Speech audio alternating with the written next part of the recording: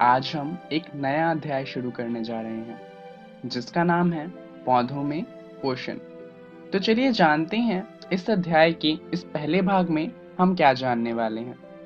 इस वीडियो में हम बात करेंगे प्रकाश संश्लेषण के ऊपर। अब क्योंकि यह अध्याय पौधों से जुड़ा हुआ है, चलिए जान लेते हैं कुछ बातें पौधों के बारे में। दरअसल इतना तो आप जानते ही हैं कि हम जितना भी खाना खाते हैं वो सब पौधों से ही आता है। जैसे कि गाजर हो गया, टमाटर हो गए, पत्ता गोभी, बंद गोभी, ये सब पौधों से ही मिलते हैं। अब आप कहेंगे हम दूध पीते हैं और दूध तो गाय से मिलता है, ये तो पौधे से नहीं मिलता। पर यहाँ पर एक बात ध्यान दीजिए कि दूध तो गाय देती है, परंतु गाय क्या खाती है?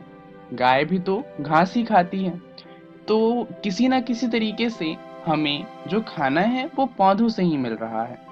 दूध ही नहीं, अगर हम बात करें अंडे की या फिर मांस की, तो ये सब हमें किसी ना किसी तरीके से पौधों से ही मिलता है। क्योंकि हम जिन पौधों को खाते हैं वो तो पौधों से आते ही हैं, परंतु हम जिन जानवरों को खाते हैं वो भी पौधों को खाकर ही बड़े होते हैं। तो जो हमारा खाना है वो पूरी तरीके से पौधों पर निर्भर करता है। तो अब पौधे अपना खाना कैसे बनाते हैं ये जानना जरूरी हो जाता है।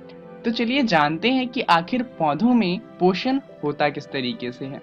हम इतना तो जानते हैं कि पौधे अपना भोजन स्वयं बनाते हैं। वो सूर्य की मदद से अपना खाना खुद बनाने में सक्षम होते हैं। दरअसल पौधों में मौजूद जो क्लोरोफिल होता है वो भोजन बनाने में उनकी सहायता करता है। अब ये क्लोरोफिल क्या है, चलिए जान लेते हैं। जो पत्तियां होती हैं उनमें हरे रंग का एक वर्णक होता है, यानी कि पिगमेंट होता है, जिसे क्लोरोफिल कहा जाता है। दरअसल ये जो क्लोरोफिल होता है ये हरे रंग का होता है, और जब पत्तियों का हरा रंग हमें दिखता है वो इन्हीं की वजह से दिखता है। तो क्लोरोफिल क्या होता है ये तो हमने जान लिया, और हमें ये भी पता है कि क्लोरोफिल की मदद से पौधे अपना खाना खुद बनाते हैं। चलिए जानते हैं कि आखिर ये कैसे होता है। दरअसल पौधों द्वारा भोजन बनाने और ऑक्सीजन को छोड़ने की जो प्रक्रिया है उसे कहा जाता है प्रकाश संश्लेषण। यहाँ पर जो पौधे होते हैं वो प्रकाश संश्लेषण की मदद से अपना खाना बनाते हैं। तो चलिए जानते हैं प्रकाश संश्लेषण को कि आखिर इसके लिए क्या क्या जरूरी होता है। तो प्रकाश संश्लेषण के लिए जो चीजें जरूरी हैं वो हैं, सबसे पहले क्लोरोफिल। जैसा कि हमने अभी अभी जाना कि क्लोरोफिल जो सूर्य की रोशनी है उसकी मदद से खाना बनाता है, तो वो तो जरूरी होगा ही। दूसरा होता है कार्बन डाइऑक्साइड। पौधों को कार्बन डाइऑक्साइड चाहिए होता है अपना खाना बनाने के लिए। तीसरा है जल एवं खनिज, और चौथा है सूर्य का प्रकाश। ये चारों चीजें जब पौधे को मिल जाती हैं तो वो अपना खाना खुद से बना सकता है। चलिए जानते हैं कि आखिर वो ये किस तरीके से लेता है। इसे समझने के लिए आइए प्रकाश संश्लेषण के समीकरण को देखते हैं।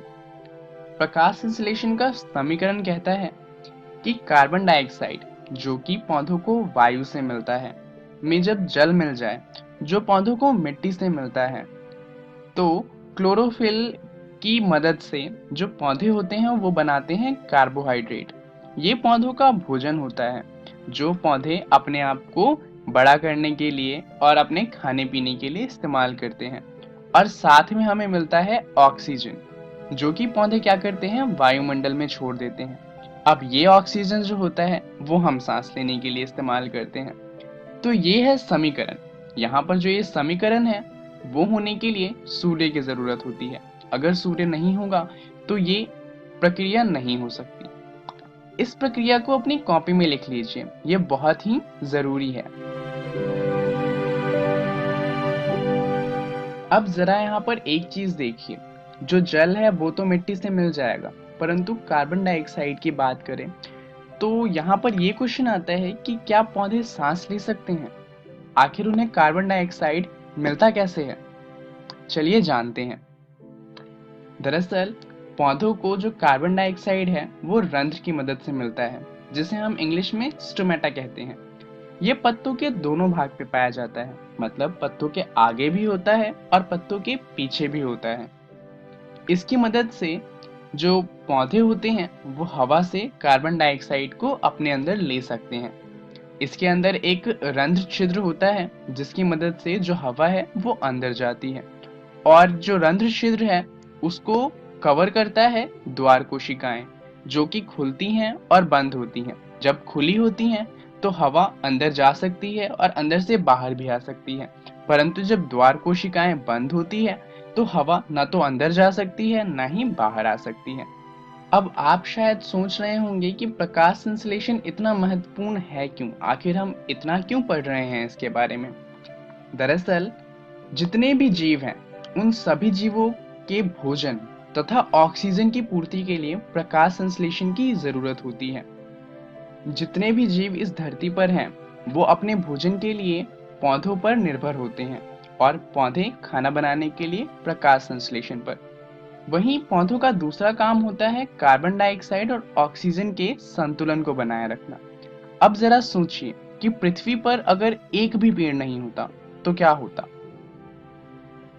हम जितनी भी ऑक्सीजन होती उसे ले लेते और वो कार्बन डाइऑक्साइड में बदल जाती, और एक समय ऐसा आता जब पृथ्वी पर ऑक्सीजन की इतनी कमी हो जाती कि जीवन असंभव हो जाता। तो हम समझ सकते हैं कि आखिर प्रकाश संश्लेषण कितना ज्यादा महत्वपूर्ण है। अब आपने देखा होगा कि कुछ ऐसे पौधे होते हैं जिनकी पत्तियां हरे रंग की नहीं होती। तो इसका मतलब क्या है? क्या इनके अंदर क्लोरोफिल नहीं होता? और क्लोरोफिल नहीं होता तो क्या इसके अंदर प्रकाश संश्लेषण भी नहीं होगा? दरअसल जो अन्य वर्ण की ऐसी पत्तियां होती हैं इनमें भी क्लोरोफिल पाया जाता है और इनके अंदर प्रकाश संश्लेषण भी होता है। बस इनके जो कलर होते हैं वो अलग होते हैं क्योंकि इनके अंदर क्लोरोफिल कम होता है, और इस वजह से पत्तियां हरी नहीं दिखती। आपने देखा होगा कि तालाब के आसपास जो पत्थर होते हैं उन पे भी हरे रंग की काई जम जाती है, या फिर जो नदियां होती हैं और छोटे छोटे तालाब होते हैं उन पे हरी रंग की एक परत होती है। दरअसल इन्हें शैवाल कहा जाता है और इनमें भी क्लोरोफिल पाया जाता है, और इसीलिए ये भी अपना खाना खुद बना सकते हैं। चलिए जानते हैं इस वीडियो में हमने क्या सीखा। हमने जाना प्रकाश संश्लेषण के बारे में कि आखिर प्रकाश संश्लेषण क्या होता है और ये इतना महत्वपूर्ण क्यों है। चलिए जानते हैं अगली वीडियो में हम क्या जानेंगे। हम बात करेंगे स्वपोषण तथा विषम पोषण के बारे में, और हम जानेंगे विषम पोषण में पोषणों के प्रकार के बारे में। धन्यवाद।